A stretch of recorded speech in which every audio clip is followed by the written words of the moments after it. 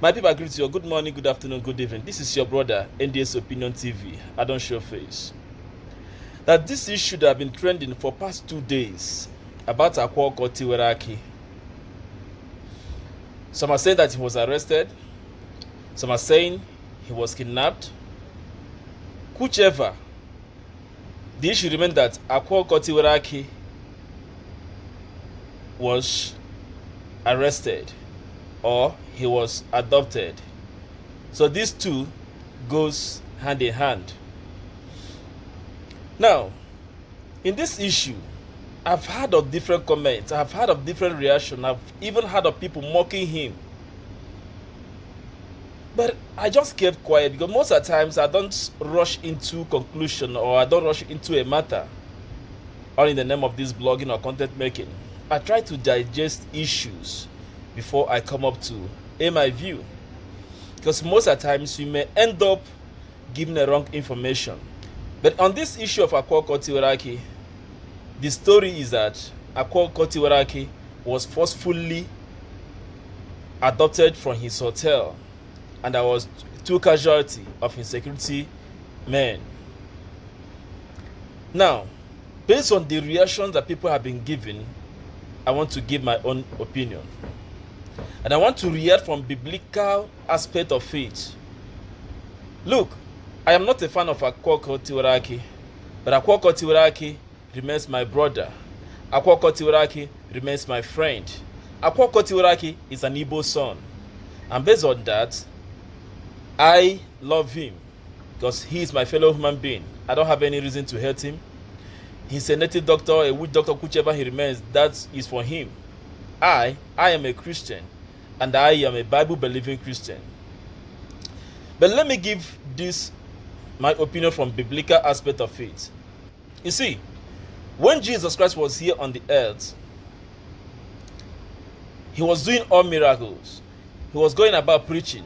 Rumors upon rumors, arrest upon arrest, adoption upon adoption, and so on and so forth. Threat upon threat was all going around about him until one appointed date, when Judas finally betrayed him. We so much believe that Christ himself would disappear when they came to arrest him. But lo and behold, he was arrested. Even with the so much power that Jesus Christ had, as the Bible told us, with all the power, with all the miracle he has been doing, one is believed that when they came to arrest Jesus Christ, the best he can do is to disappear from them. But he was arrested. That is to say that there is time for everything in this life. Now, going to the disciples of Jesus Christ, who had encounter, who had tutorship under Christ himself. In Acts of Apostles chapter 2, they received the power of the Holy Ghost, and they exploded, they began to preach the gospel. And something happened. Along the line, they were being picked one after the other, one after the other, one after the other. And they were all being moved by. You understand? Lastly, John the Beloved was the only one who died a natural death. The rest were martyred.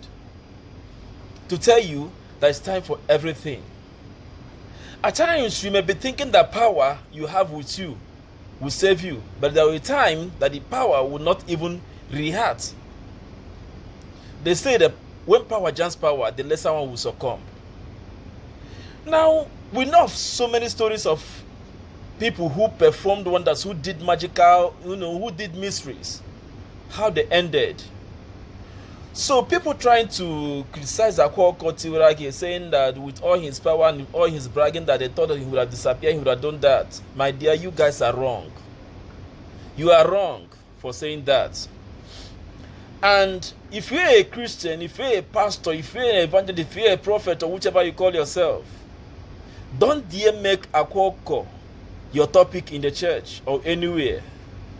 Don't make him your topic. Get my point? I said don't do what?